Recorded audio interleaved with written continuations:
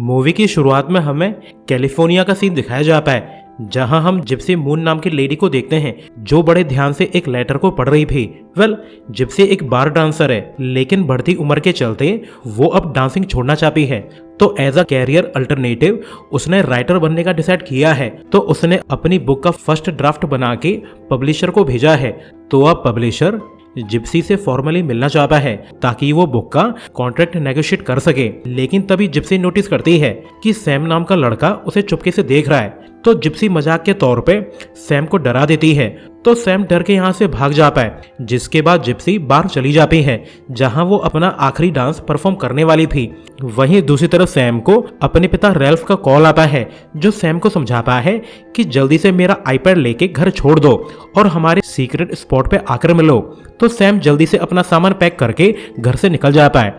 वहीं जिप्सी का last dance पूरा हो चुका था, तो वो घर लौटने लगती है। लेकिन तभी उसे रैल्फ का कॉल आता है, जो जिप्सी से कहता है कि प्लीज मेरी हेल्प करो, मेरी फैमिली को बचा लो, अब बस तुम ही हो जो हमें जैक से बचा सकती हो। जैक एक क्राइम बॉस है जो पहले कभी जिप्सी का लवर हुआ करता था, मगर जिप्सी अब जैक से कोई भी कांटेक्ट रखना नहीं चाहती। तो वो रैल्फ की बातों को अनसुनी कर देती है। वहीं जब रैल्फ अपनी वाइफ और मदर के साथ सैम से मिलने के लिए जा रहा होता है, तब जैक के ठग्स उसकी कार को रुकवा लेते हैं और फिर इन सभी को मार दिया जाता है। इसके बाद ये ठग्स कार की तलाशी लेने लगते हैं, लेकिन जिस चीज को वो लोग तलाश रहे थे वो इस कार में नहीं थी। तो ये लोग यहाँ से खाली हाथ लौट जाते हैं, इस बात से बेखबर कि सैम ने ये सारा इंसिडेंट देख लिया है। साथ ही जिस आईपैड को ये लोग ढूंढ रहे हैं वो तो सैम के पास है। वहीं दूसरी तरफ जिप्सी खराब मूड से अपने घर लौट आती है। तो उसे एहसास होता है कि उसके घर में कोई और भी मौजूद है। तो वो गन निकाल के अलर्ट हो जाती है। तो वो देखती है कि घर में तो सैम छुपा हुआ है। सैम के पास जाने के लिए कोई भी जगह नहीं थी, तो वो जिप्सी के घर आके छुप गया है। तो सैम की ये हालत देख के जिप्सी समझ जाती है कि कोई गड़बड़ हो चुकी है। तो वो जल्दी से अपने सामान की पैकिंग करने लगती है ताकि वो सैम को लेके यहाँ से भाग सके। वहीं जैक के ठग्स को जैक का कॉल आता है, जो ठग्स को रिमाइंड करता है कि जल्दी से जिप्सी के घर को चेक करो, बच्चा वहीं पे छुपा होगा। तो ये लोग चेक करने चले जाते हैं, लेकिन अब तक जिप्सी सैम को लेके यहाँ से निकल चुकी थी। इसके बाद जल्द ही नेक्स्ट डे चालू हो जाता है, जहाँ जिप्सी बोलती है कि मैं तुम्हें बस स्टेशन ले जाने वाली हूँ, जहाँ से तुम ये शहर छोड़ देना, जिसके बाद तुम्हें अपनी लाइफ को खुद ही जीना होगा, क्योंकि मैं तुम्हारे लिए इससे ज्यादा और खतरा नहीं उठा सकती। मैं तो बस अपनी बुक को कंप्लीट करके अच्छी लाइफ जीना चाहती हूँ। और बच्चे ध्यान रहे, बदला लेने की कभी भी सोचना भी मत, तुम जिंदा हो इतना ही बहुत है। इसके बाद जिप्सी सैम के अंकल स्टीन को कॉल करके उसे बताती है कि तुम्हारे भाई और उसकी फैमिली मारी जा चुकी हैं सिवाय सैम के।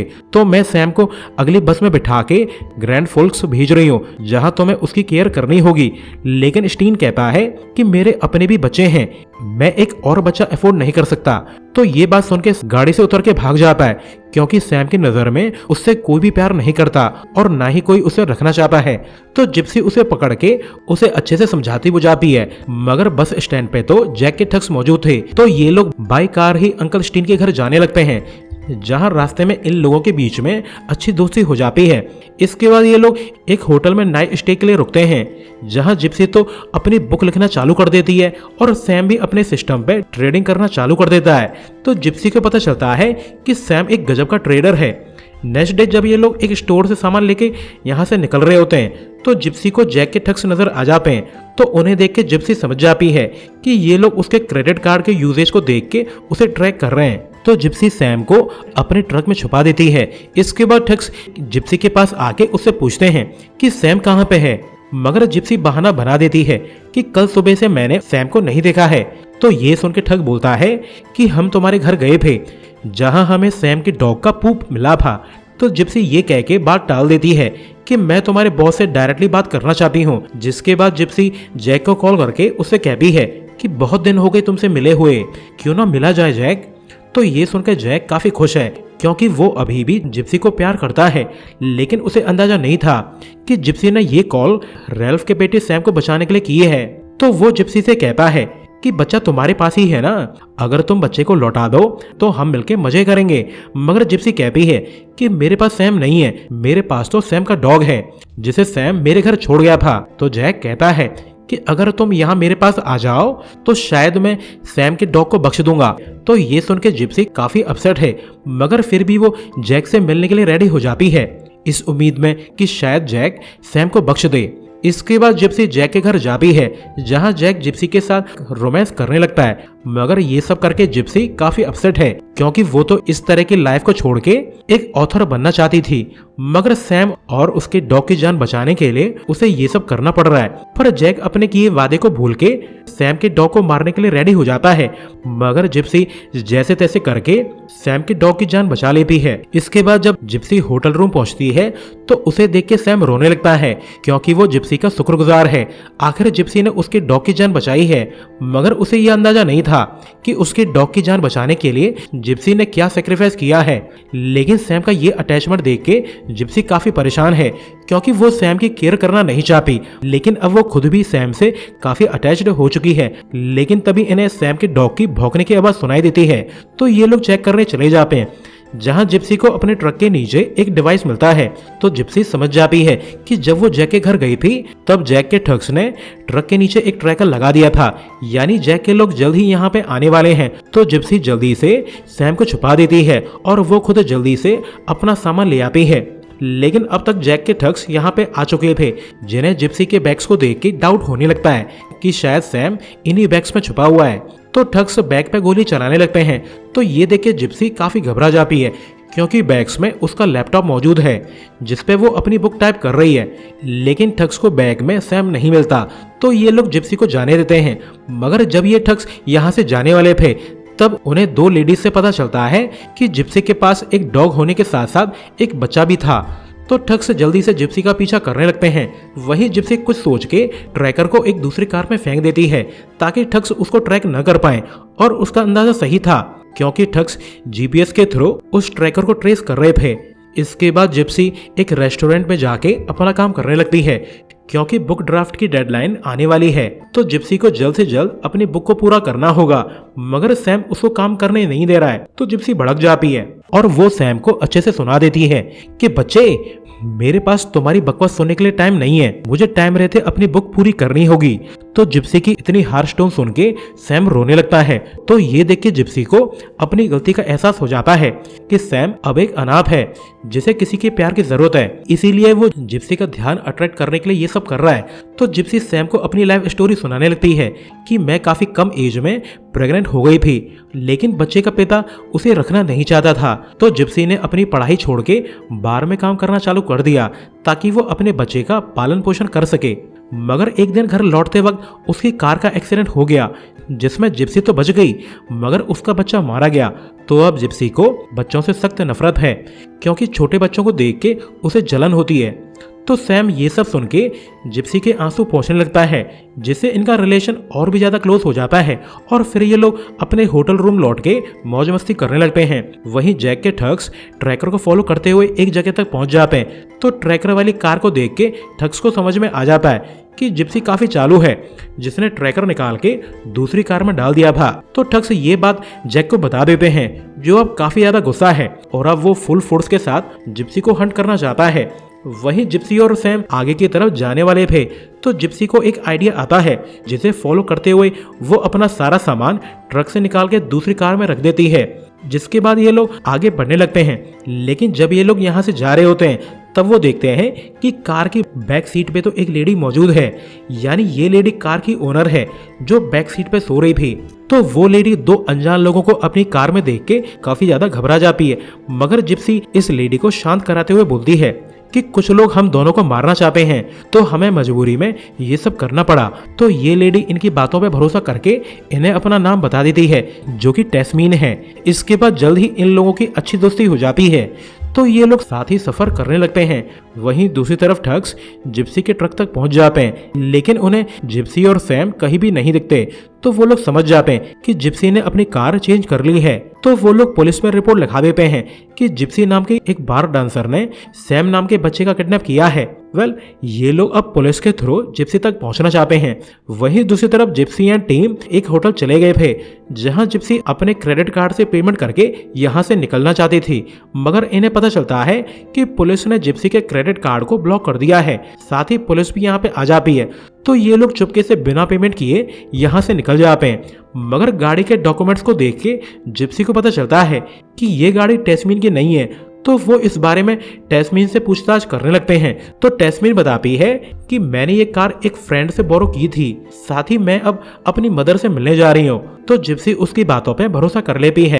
इसके बाद ये लोग एक टाउन पहुंच जाते हैं जहां जिप्सी पहले कभी रहा करती थी। तो जिप्सी टेस्मीन को लेके एक कब्रिस्तान चली जाती है जहां एक ग्रेव को ओपन करके उन्हें एक बैग मिलता है जिसमें काफी सारा पैसा मौजूद था। वैसे ये पैसा जिप्सी का इमरजेंसी फंड है जिसे यूज करके वो न्यू लाइफ चालू करना चाहती थी। मगर जैक भी यहाँ पे आ जाता है और जिप्सी से कहता है कि तुम ये भूल रही हो कि ये पैसा मेरा है और ये पैसा हमने साथ में यहाँ पे गाड़ा था। तुम्हें ऐसा क्यों लगा कि मैं यहाँ पे नहीं आऊंगा? वेल जिप्सी, मुझे शुरू से ही पता था कि तुम यहाँ पे जरूर आओगी। और ये सब देख के टेस्मीन काफी घबरा जाती है जो यहाँ से भाग जाती है। तो जैक अपने ठग्स को टेस्मीन के पीछे लगा देता है, लेकिन वो गाड़ी लेके यहाँ से भाग चुकी थी। वहीं जैक जिप्सी से पूछता है कि वो बच्चा कहाँ है।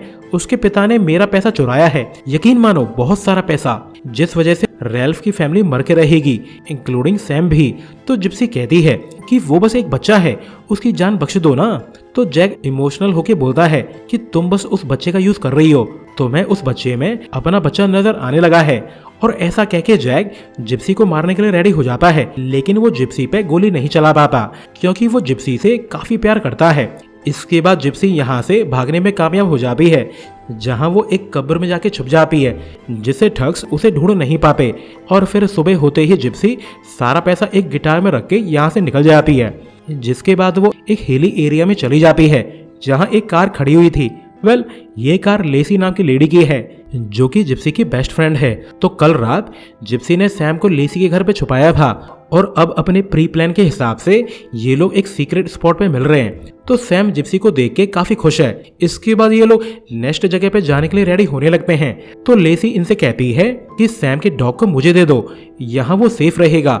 इसके बाद ये लोग आगे की जर्नी के लिए निकल जाते हैं। वहीं दूसरी तरफ जैक के ठग्स टेस्मीन को ढूंढ लेते हैं जो टेस्मीन को फोर्स करके सैम और जिप्सी का स्टे पूछने लगते हैं। तो टेस्मीन डरते हुए बता देती है कि वो लोग लेसी नाम की लेडी के घर पे छुपे हुए हैं। वहीं दूसरी तरफ जिप्सी और सैम आगे बढ़ रहे होते हैं। तो सैम जिप्सी की लिखी हुई बुक्स की कुछ लाइन बोलने लगता है। तो ये सुन के जिप्सी भड़क जाती है कि सैम ने उसके बिना परमिशन के उसकी बुक को पढ़ा है। तो सैम जिप्सी का ये डरावना रूप देख के यहाँ से भाग जाता है, लेकिन जिप्सी उसके पास जाके उसे समझाती है कि हमें कभी भी किसी की प्राइवेसी को इन्वेड करना नहीं चाहिए। जिसके बाद जिप्सी सैम से पूछती है कि तुम्हारे पिता ने जैक का कितना पैसा चुराया था जो वो इतना भड़का हुआ है। तो सैम बता देता है कि मेरे पिता ने जैक का $7.5 लाख चुराया था। तो एक दिन मुझे उनका आईपैड मिल गया, तो मैंने उस पैसे का यूज करके क्रिप्टो करेंसी में ट्रेड करना चालू कर दिया और मैंने उस पैसे से ऑलमोस्ट $6 मिलियन कमा लिए हैं जो उस आईपैड के अकाउंट में मौजूद हैं, जिस वजह से अब जैक को वो आईपैड चाहिए। तो जिप्सी जैक को कॉल करके उसे बताती है कि हमारे पास तुम्हारा आईपैड है जिसमें ऑलमोस्ट $7 मिलियन मौजूद हैं, तो हम आईपैड को तुम तक पहुंचा देंगे, मगर अकाउंट को एक्सेस करने वाले कोड तुम्हें तभी मिलेंगे जब हम लोग सेफ जगह पे पहुंच जाएंगे। तो जैक कहता है कि मुझे डील मंजूर है, कोड्स के मिलते ही मैं सैम की हंट को रुकवा दूंगा, लेकिन तुमने मुझे धोखा दिया है इसलिए तुम्हारी हंट जारी रहेगी। तो सैम जिप्सी के थ्रू आईपैड को एक मेल बॉक्स में डाल देता है ताकि ये जैक तक पहुंच जाए। वहीं जब ठग्स जिप्सी को ढूंढ रहे होते हैं तब उन्हें जैक की न्यू गर्लफ्रेंड का कॉल आता है जो ठग्स से कहती है कि जैक असल में जिप्सी को मारना नहीं चाहता, लेकिन अगर तुम जिप्सी को मार दो तो मैं इस काम के बदले तुम्हें $50,000 देने को तैयार हूँ। तो ठग्स ये डील एक्सेप्ट कर लेते हैं। वहीं जिप्सी और सैम अंकल स्टीन के घर जाने लगते हैं। तो जिप्सी को नींद आने लगती है तो सैम कार को ड्राइव करने लगता है। जल्द ही जिप्सी जग जाती है तो सैम पूछता है कि मुझे अंकल स्टीन के पास छोड़ के तुम क्या करने वाली हो। तो जिप्सी बताती है कि मैं एक जगह पे जाके छुपने वाली हूँ जहाँ मैं तब तक इंतजार करूंगी जब तक कि मेरी बुक रिलीज ना हो जाए, जिसके बाद मैं अच्छी लाइफ जी पाऊंगी। जिस पर सैम पूछता है कि जैक ने सिर्फ मेरी जान बख्शने का वादा किया है न कि तुम्हारी। तो जिप्सी कह देती है कि मैं एक पनौती हूँ जो इतनी आसानी से मरने वाली नहीं हूँ, क्योंकि मेरे पास गन और 9 बुलेट्स मौजूद हैं, यानी मेरे पास 9 लाइफ हैं। इसके बाद जल्द ही ये लोग अंकल स्टीन के टाउन पहुंच जाते हैं, जहां पहुंच के सैम आखिरी कोड भी जैक को भेज देता है।